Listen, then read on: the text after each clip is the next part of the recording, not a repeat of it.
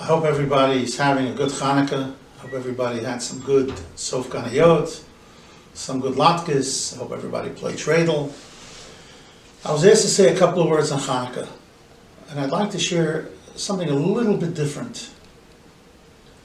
You know, the question is, what should somebody feel after 8 nights of Chanukah? You lit the oil. You had latkes, you had Sof Ganayot, you played dreidel. What should somebody, a Jew, walk away with after 8 nights of lighting the menorah? You know, when we celebrate Pesach, a Jew feels that he's supposed to feel that he himself has come out of Egypt. On Shavuos, we have to feel as if we ourselves are going through Har Sinai and accepting the Torah. Rosh Hashanah, we ask Hashem to inscribe us b'Sefer Chaim in the Book of Life. Yom Kippur, we ask Hashem to forgive us. So what should a Yid, what should any of us feel after 8 nights of Hanukkah? What should you walk away feeling that they accomplished? So I'd like to share a story with you that I heard from my friend's father. I usually am not a fan of Holocaust stories, but I think in this case it's very apropos. My friend's father, when the family would get together, he would share this story with them every Hanukkah. My friend remembers how his father, that everybody would sit mesmerized, listening to this story.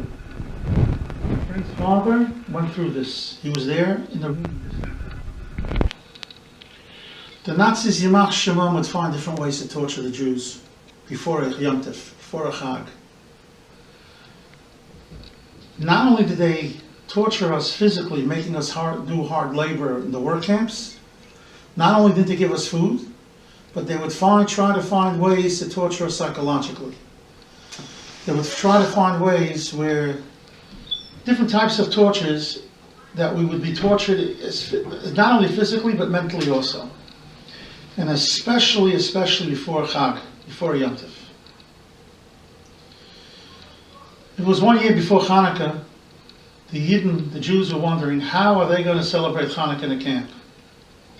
And they couldn't figure out a way to get a menorah, candle, or an oil. And they were upset. They would talk about it, about the home that we grew up in, what Hanukkah was. The warmth that the Hanukkah menorah gave off, sitting, talking, playing dreidel, eating latkes, and the family being together. There was a Yid by the name of Rabbi Zucker. I think the story takes place in Auschwitz. And Rabbi Zucker was the one everybody looked up to for advice, for comfort, for chizuk. And it was a couple of days before Hanukkah. They would line up, they'd get their food, their stale piece of bread, a little bit of fat, and whatever they called soup, and they would eat it. And Rabbi Zucker took his finger from the bread and took off the couple of ounces, the little fat that they put on the stale piece of bread. And it seems that he'd found a little jar, and he put the fat in there. People told Rabbi Zucker, listen, why are you doing this? You could eat non-kosher food in a time when your life is in danger. It's not something you have to give up your life for. And also, it's going to make you weak. What are you going to gain? Why are you doing this? And some even thought that maybe Rabbi Zucker was starting to lose his mind. But Rabbi Zucker didn't say anything. But Hanukkah came. The day when Hanukkah came, they were as depressed, as broken as they were before. Erev Hanukkah was just worse. How are they going to do the mitzvah of Hanukkah? So they came back from their work, from their labor. They lied down on the barracks, and then they fell asleep. Some fell asleep, some had tears in their eyes. After everything quieted down and the guards left, Rabbi Zucker went to the corner he was sleeping, and he took out the little jar. And people were saying, Rabbi Zucker, what are you doing? He says, come, get up.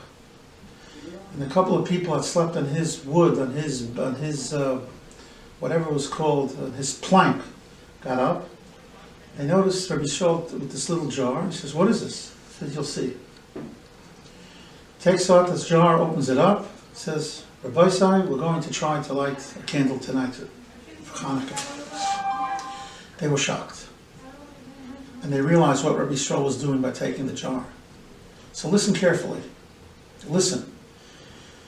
He goes to his shirt, his uniform, and rips out 2 threads, 3 threads, makes into a wick, and puts it into the jar. And he pulls out 1 match. Says, I hope it lights. He struck the match and it lit. And he made the bracha. Baruch atah Hashem Elokeinu melech haolam anshek shana v'tzitzon l'chalik ner shel Chanukah. Baruch atah Hashem Elokeinu melech haolam shasa nisim l'vaseni b'yomim hazman hazeh. And everybody whispers Amen. And by this time more people are getting up to watch what's happening. Then he says, Shechianu v'kimanu, the bracha Shechianu v'kimanu v'yanu l'zman hazeh, and he lights it. And they started humming Haneres Halalu. And they started humming Moas Sur. I can't, as my friend's father told us, you can't begin to imagine the light of that little flame that night. And more of the Eden got up from the barracks and they started humming Moas Sur. And it seems that the word got out that the Eden Jews were coming from other barracks. They were pushing in. And all of a sudden, they broke out into a dance without dancing, just locking hands. And they started singing. As my friend's father describes it, it was such a feeling.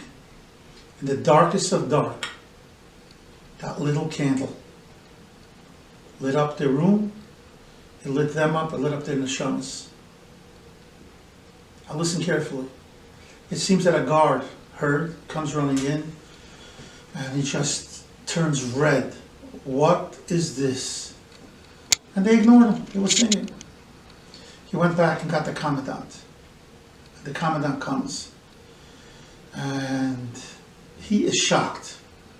Yidden holding hands, they're singing, and there's a little flame, a wick that's lit. As dark as it was, it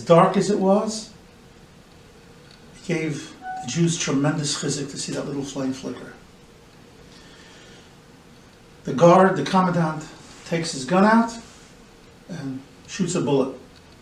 Shoots a bullet in the air. And everybody stops. And he says, dogs, pigs, who is responsible for this? And there isn't a sound in the room. And then he says, if not, you're not going to tell me? Then I'm going to go every 5 seconds. Shoot somebody. There isn't a sound in the room where Yisrael walks up. Says, it is I. Says, why did you do this? And slaps him across the face. Rabbi Yisrael falls down. He starts kicking him, punching him. Now listen carefully. Rabbi Yisrael gets up. The Nazi picks him up and says, why did you do this? And he tells him like this. You took away my house. You took away my mother. You took away my father. You took away my money. You took away my children, my sons, my daughters. You took away my wife. You took everything that I had, you took away. But there's one thing you didn't take away. And he looks him in the eye and says, you didn't take away my love for God, my love for Hashem. Then he looks at him and he says, Ich bin a Yid. Ich bin a Yid. I am a Jew. The Nazi was enraged. And this is the lesson of Chanukah. You look at the little candle, it flickers. The message of Chanukah is that we must remember that we're Jewish. Chanukah is not about the body. There's no mitzvah to eat on Chanukah. It's a custom. Chanukah is about the neshama. A neshama is symbolized by a candle. That's why when somebody passes away, Rahman al-Islam, you have a yortzeit. It's a candle lit. And sometimes our candle, it burns, shines. It's a beautiful candle. Sometimes it flickers. Sometimes we're perfect, we're great. We try to be perfect, we're great. And sometimes we have nisyonos. We have tests and it's difficult. Sometimes we slip, we make mistakes. But Chanukah is, no matter what, my candle burns. Chanukah is the yom tov for the neshama, to remember. Ich been a Yid.